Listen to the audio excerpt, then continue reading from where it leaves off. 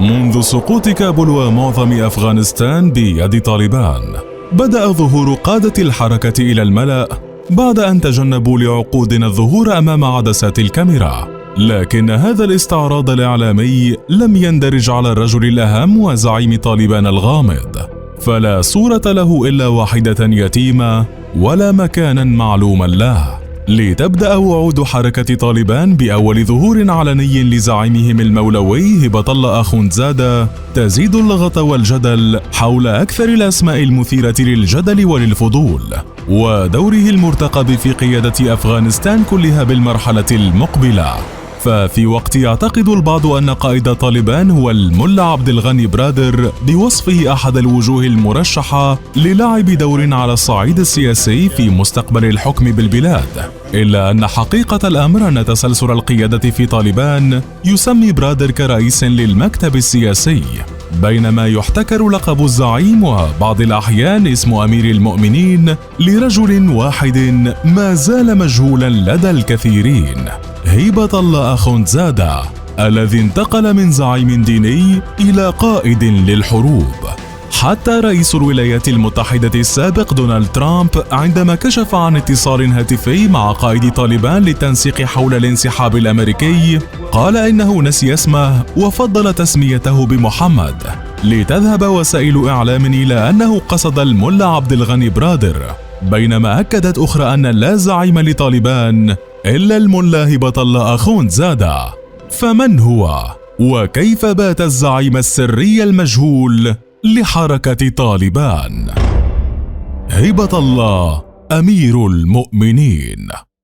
في مدينة قندهار الأفغانية مهد حركة طالبان، ولد المولوي أو الملا هبة الله أخوندزادة عام 1967، ورغم اتخاذ عائلته قرار الهروب إلى باكستان عقب بدء الاجتياح الروسي لأفغانستان عام 1979، إلا أن هبة الله أخوندزادة الذي كان حينها صبيا لم يتجاوز 12 عاما استغل وجوده في أفغانستان لإتمام تعليمه الديني والتدرب على حمل السلاح، قبل أن يحين موعدا حدده لنفسه بالانضمام إلى الصفوف المقاتلة ضد الحكومة الأفغانية الموالية للاتحاد السوفيتي وجنود السوفيات، واستمر في ذلك طيلة سنوات بين حمل السلاح والقتال وتشكيل حلقات لتدريس الأفغان المقاتلين تعاليم الدين الإسلامي.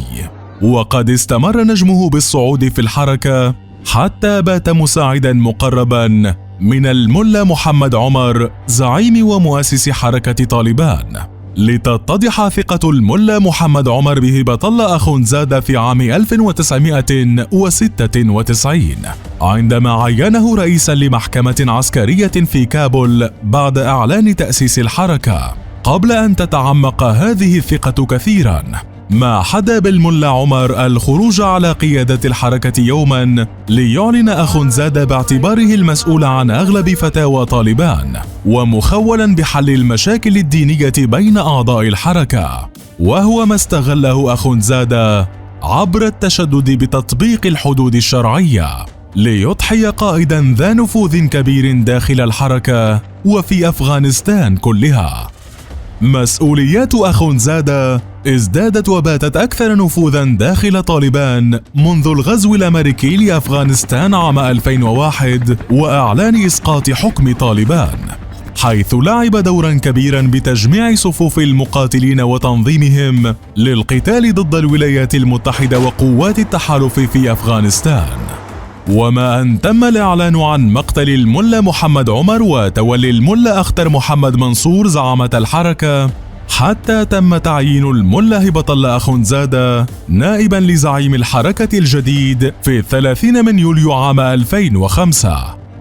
المهام والمسؤوليات التي بدأت تنهال على أخوندزادة لم تحوله بالمطلق نحو الحرب،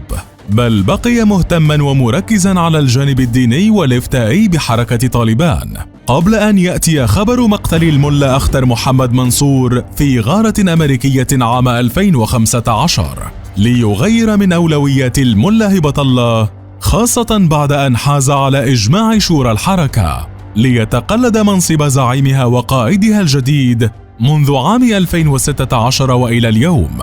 وخلال هذه السنين تحول أخوندزادة من زعيم ديني إلى أمير حرب، حيث تنسب طالبان له الفضل بتوحيد صفوف الحركة وفض النزاعات بين قادتها وأعضائها التي اشتعلت منذ وفاة الملا منصور، ما أدى لتحوله إلى رمز ليس فقط داخل صفوف حركة طالبان، بل تعدت مكانته صفوف الحركة إلى بقية الجماعات المسلحة في أفغانستان، حتى بات يطلق عليه لقب أمير المؤمنين على نطاق واسع بين صفوف المقاتلين بأفغانستان. هبة الله والأمريكان. منذ عام 2018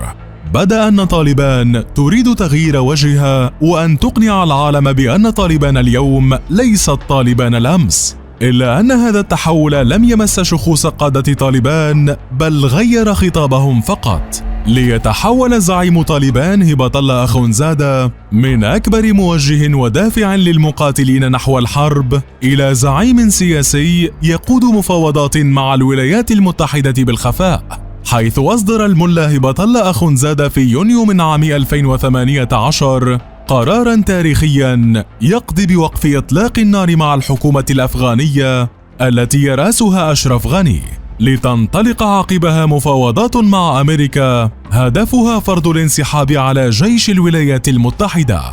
ورغم أن الملا عبد الغني برادر كان أهم الوجوه وأبرز القادة المفاوضين، إلا أن كلمة الحل والربط في المفاوضات بحسب تقارير أمريكية كانت بيد زعيم طالبان الأكبر هبة الله أخوندزادة. ومع انتهاء المفاوضات بتوقيع اتفاق سلام تاريخي بين طالبان والولايات المتحدة في 29 من فبراير 2020، بعث أخوندزادة رسالة لكل قادة ومقاتلي طالبان، معتبرا فيها أن الاتفاق نصر كبير للحركة ولأفغانستان، خاصة بعد إصدار الحكومتين الأمريكية والأفغانية إعلانا مشترك تلتزم فيه واشنطن بتقليص وجودها العسكري في البلاد مع استكمال انسحاب القوات المتبقية في غضون 14 شهرا بحلول غرة مايو 2021. وحينها عاد أخوندزادة ليذكر الجميع بأنه القائد الأكبر في طالبان، ليصدر بيانا يعلن فيه التزام طالبان بكل بنود الاتفاق، مع حث فيه الولايات المتحدة على المضي قدما نحو تنفيذ الاتفاق الموقع في الدوحة القطرية. ورغم مكانه المجهول وعدم وجود أي صور حديثة له، إلا أن هبة الله أخوندزادة داوم على التذكير بنفسه كزعيم لطالبان، حيث أصدر بيانا على الفور وبعد دقائق من عودة سيطرة طالبان على أفغانستان، داعيا مقاتلي طالبان وقادتها إلى عدم الاغترار بما أحرزوه من نصر، قبل أن يعطي توجيهاته لكل القادة بضرورة التركيز على المرحلة المقبلة. ومنذ ذلك الحين وتزايد وعود طالبان بظهور أخوندزادة إلى العلن، تكثر التأويلات والترجيحات حول دور هبة الله في حكم أفغانستان،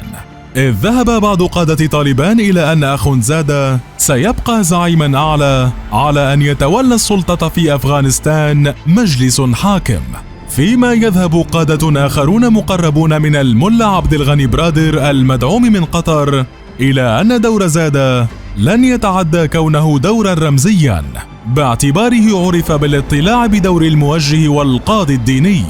ما يعني انحصار المنافسة لتولي حكم أفغانستان بين الملا عبد الغني برادر وسراج الدين حقاني ويعقوب محمد عمر. وأنت برأيك، هل ستبقى طالبان موحدة خلف أمير مؤمنيها هبة الله أخوندزادة، أم أن صراع السلطة والأموال سيوصل الملا عبد الغني برادر إلى رئاسة أفغانستان؟